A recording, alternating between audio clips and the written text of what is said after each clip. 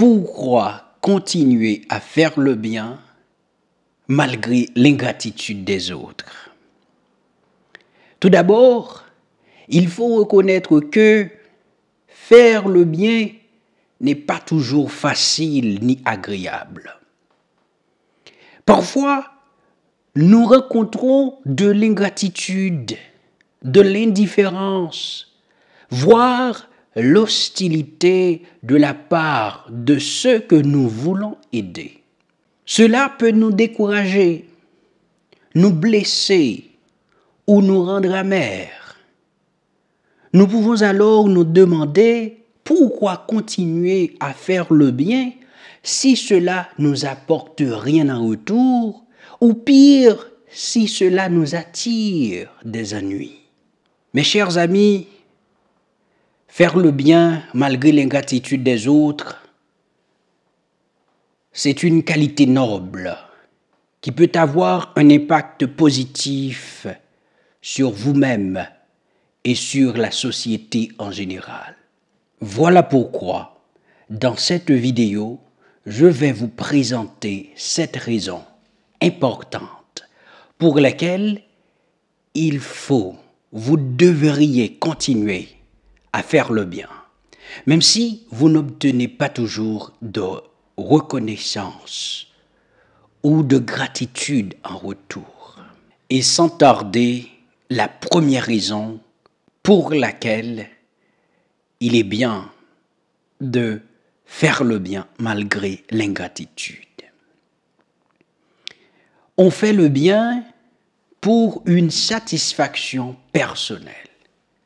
Faire le bien peut vous apporter une satisfaction personnelle et un sentiment d'accomplissement. Vous savez que vous avez agi de manière altruiste et positive. Donc, cela peut renforcer votre estime de vous-même.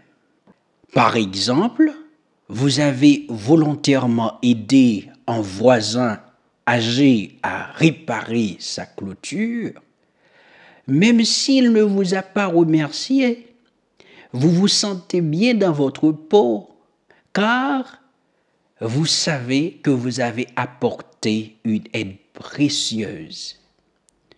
Vous vous sentez utile. La deuxième raison de faire le bien, malgré l'ingratitude, c'est pour une amélioration de la société. Chacun de vos actes de bonté contribue à rendre le monde meilleur, même si cela peut passer inaperçu. Les petites actions positives peuvent avoir un impact additionnel, supplémentaire sur la société. Par exemple, vous nettoyez régulièrement votre quartier de déchets, même si personne ne semble le remarquer. Au fil du temps, d'autres peuvent être inspirés à faire de même, améliorant ainsi la propreté de la communauté. Et maintenant, passons à la troisième raison de faire le bien. On fait le bien pour une influence sur les autres. Même si les gens ne vous remercient pas directement, vos actions positives peuvent influencer leur comportement et les encourager à faire preuve de gentillesse à leur tour. Par exemple, vous avez soutenu un collègue dans un projet, même s'il n'a pas mentionné votre nom, plus tard, il commencera à reconnaître l'importance du travail d'équipe et à encourager les autres à collaborer de manière plus efficace. Pour cette raison, il faut continuer à faire le bien. Et maintenant, la quatrième raison. Mais cette raison, c'est surtout pour ceux qui ont des enfants. La quatrième raison, c'est pour donner un exemple. En montrant la voie et en pratiquant la bonté malgré l'ingratitude, vous enseignez à vos enfants et aux jeunes générations la valeur de l'altruisme et de la compassion. Par exemple, vous continuez à être un modèle de bonté envers les autres, même lorsque vos enfants ne reconnaissent pas vos efforts, ils grandissent en intégrant ces valeurs dans leur propre vie. Il faut reconnaître que les enfants, ce sont des cassettes, ils enregistrent tout et ils vont à leur tour faire autant. Donc, il faut faire le bien pour cette raison. La 5e raison de faire le bien malgré l'ingratitude, c'est pour une contribution au bien-être collectif. En fait, les actes de bonté contribuent à la cohésion sociale. Et la cohésion sociale, cela désigne le degré de solidarité, d'harmonie et de coopération qui existe entre les membres d'une société. Les actes de bonté contribuent à un meilleur environnement pour tous. Les actes de bonté renforcent les liens communautaires et créent un climat de confiance. Par exemple, vous participez activement à des initiatives locales comme une collecte de fonds pour les personnes dans le besoin. Bien que cela puisse passer inaperçu pour certains, cela renforce la solidarité au sein de votre communauté. Donc, pour cette raison, il faut faire le bien. La 6e raison de faire le bien, même s'il y a l'ingratitude. On fait le bien pour l'épanouissement personnel. Faire le bien peut contribuer à votre développement personnel. Cela peut vous aider à développer des compétences interpersonnelles, à renforcer votre résilience, à cultiver un état d'esprit positif. Par exemple, vous avez régulièrement donné votre temps pour aider une association caritative. Même si personne ne vous a jamais remercié personnellement, au fil du temps, vous développez un fort sens de l'empathie et de la compassion. Donc, il faut faire le bien, même s'il y a l'indifférence. La 7e et dernière raison, on fait le bien par amour. Il faut se rappeler que faire le bien n'est pas une question de calcul ou d'intérêt personnel.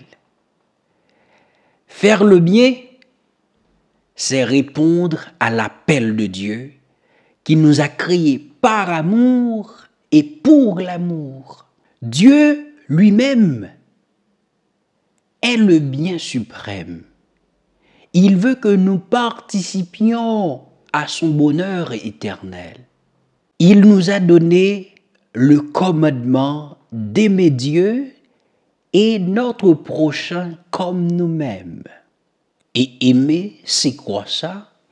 Aimer, c'est vouloir le bien de l'autre, même si cela implique un sacrifice ou un renoncement de notre part.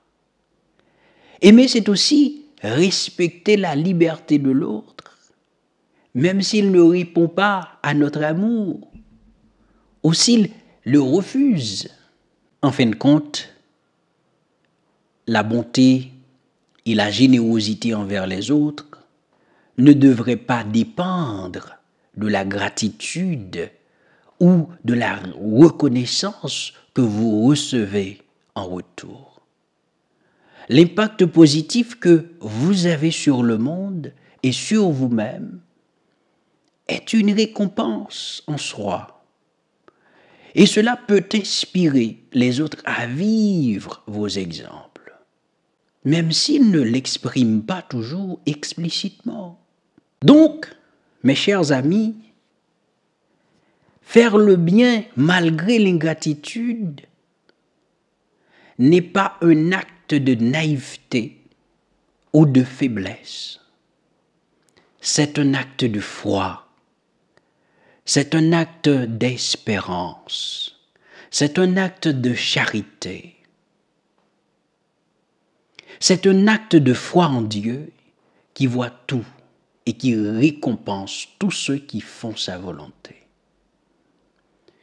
C'est un acte d'espérance en Dieu qui peut changer les cœurs et qui fera triompher la justice et la paix.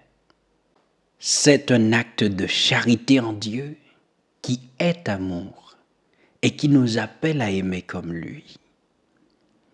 Donc, mes chers amis, dans cette vidéo, je voulais surtout vous inciter, vous exhorter à faire le bien, malgré l'ingratitude, malgré l'indifférence, malgré l'incompréhension. Il faut faire le bien. Il faut faire le bien parce que c'est bien de faire le bien. Merci d'avoir regardé cette vidéo. Merci de m'avoir accordé votre attention pendant ce temps. J'espère que vous avez trouvé quelque chose pour votre édification, pour votre développement personnel, pour votre croissance spirituelle. Je vous demande de bien vouloir vous abonner. Si vous n'êtes pas encore abonné ici, mais je vous demande également de partager avec vos amis ces informations. Et je vous demande de me laisser en commentaire, d'écrire quelque chose quand même. Et voilà, merci beaucoup. Je vous aime. À la prochaine. C'était votre ami, Don JJ. À la prochaine.